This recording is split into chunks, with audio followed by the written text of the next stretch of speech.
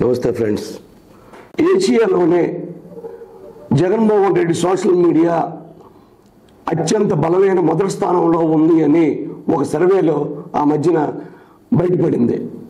అంటే ఎంతమంది సోషల్ యాక్టివిస్టులు వైకాపా కోసం పనిచేశారో మనకు అర్థమవుతుంది. సరిగ్గా బీజేపీ కూడా 2014 నుంచి ఇదే స్ట్రాటజీతో కేంద్రంలో అధికారంలోకి వస్తుంది. ప్రతిసారి ఒక ఇష్యూ ఎత్తుకోవడం, ప్రతిసారి దాన్ని సోషల్ మీడియాలో ట్రోల్ చేయడం.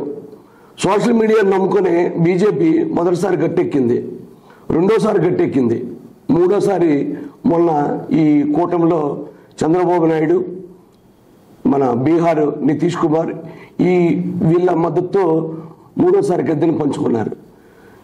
సోషల్ మీడియా బలంగా ఒక ఆర్గనైజర్గా పనిచేయడం అనేది ఈ దేశంలో ప్రవేశపెట్టింది బీజేపీ. ఎవరైనా బీజేపీని తప్పు పడితే వారు హిందూ మతాన్ని, హిందూ దేవుళ్ళని కించపరిచినట్టే, పాకిస్తాన్ వెళ్ళిపోవలసిందే అన్నట్టుగా మన జాతీయ స్థాయిలో సోషల్ మీడియా తయారైతే, ఇక్కడ మీరు మా అధినాయకుడిని, మా పార్టీ నాయకుడిని, మా మంత్రుల్ని, మా ఎమ్మెల్యేలని, మా ముఖ్యమంత్రిని విమర్శిస్తే మీ ఇంట్లో, మీ బెడ్రూమ్లో మేము చొరబడతాం అన్న విధంగా సోషల్ మీడియా తయారైంది. గడిచిన 5 ఏళ్లలో ఇది విపరీతంగా పెరిగింది. ఇప్పుడు దాని మూల్యమే కూటమి ప్రభుత్వం వచ్చిన తర్వాత గడిచిన 5 రోజులుగా వందల కొద్ది సోషల్ మీడియా వైకాపా యాక్టివిస్టులను అరెస్ట్ చేస్తున్నారు, వీరి మీద కేసులు పెడుతున్నారు. అయితే వైకాపా ప్రభుత్వం ప్రతిపక్షంలో ఉన్నప్పుడు టీడీపీ కూడా ఇటువంటి కేసులను నమోదు చేసింది. కాకపోతే ఈ సంఖ్య తక్కువ.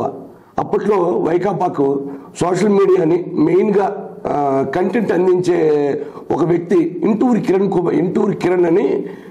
రవికిరణ్ అని ఒక వ్యక్తి ఉండేవాడు. ఆయన ప్రధానంగా ఈ సోషల్ మీడియాకు సంబంధించిన పోస్టర్లు తయారు చేసి మిగతా నియోజకవర్గాలకు పంపితే అది ట్రోల్ అయ్యేవి. అంతవరకు బాగానే ఉండేది.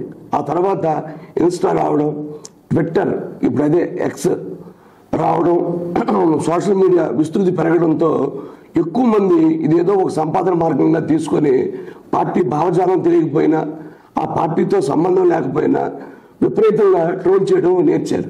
ఇందులో కంటెంట్ ఏముంది, దానివల్ల ఏం జరుగుతుంది అనే మినిమం నాలెడ్జ్ లేకుండా ఇవన్నీ చేయడం వల్ల ఇప్పుడు పూర్తిగా విపరీతంగా వందల సంఖ్యలో సోషల్ మీడియా యాక్టివిస్టులు అరెస్ట్ అవుతున్నారు.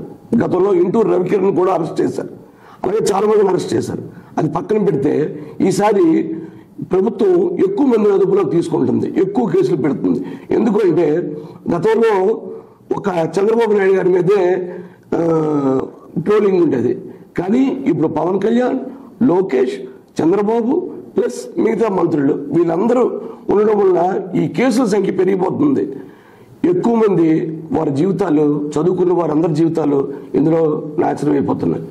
కావాలంటే ఒకప్పుడు పరిటాల రవి తనయుడు పరిటాల శ్రీరామ్ ఇంటి వద్దకు వెళ్ళి అమెరికాలో చదువుకొని వచ్చిన ఒక బీటెక్ కుర్రాడు, ఒక ఇంజనీరింగ్ కుర్రాడు జగన్మోహన్ రెడ్డి మీద, ఆ పార్టీ మీద అభిమానంతో ఆయన ఇంటి వద్దకు వెళ్ళి తొడకొట్టి దమ్ముంటారా తేల్చుకుందాం అని సవాల్ చేసి పెద్ద ఎత్తున ఫేమస్ అయ్యి ఇప్పుడు అదే సోషల్ మీడియాలో కేసులకి ఇరుక్కొని జైలు పాలు కావడంతో ఆయన ఏం చెప్తున్నాడో ఈ వీడియోలో ఒకసారి చూడండి. దయచేసి ఒకసారి కేసులు పెడితే అది ఇంత వేగం పోదు. జగన్మోహన్ రెడ్డి హయాంలో జగన్మోహన్ రెడ్డి కోసం పనిచేసిన సోషల్ మీడియా యాక్టివిస్టులు, కార్యకర్తల మీద కూడా కోర్టులో ఉన్న కేసులు తొలగించలేకపోయారు అంటే దాని అర్థం అది జరగదు, అది చట్టపరంగా కేసులు ఎత్తివేయడం కుదరదు అని అర్థం అవుతుంది. కాబట్టి దయచేసి ఒక పోస్టును షేర్ చేసే ముందో, దాన్ని క్రియేట్ చేసే ముందో, దాన్ని ట్రోల్ చేసే ముందో మరొకసారి ఆలోచించండి. ఈ అరెస్టులు ఇంకా పెరుగుతాయి. ఇంకా ఇదే రాష్ట్రంలో రానున్న 15 రోజుల్లో పెద్ద హాట్ టాపిక్ అవుతుంది, ఇందులో డౌటే లేదు. ఇక వైకాపా ఏం చేస్తుంది, సోషల్ మీడియా యాక్టివిస్టులను కాపాడుకుంటుందా అంటే ముందు వైకాపా వాళ్ళ నాయకులు వాళ్ళనే కాపాడుకోవడానికే వాళ్ళకి టైము సరిపోవడం లేదు. ఇక ఎక్కడో ఏ స్టేషన్లో ఉన్నాడో తెలియని ఒక యాక్టివిస్ట్ కోసం ఒక్క నాయకుడు వెళ్ళే పరిస్థితి ఉండబోదు.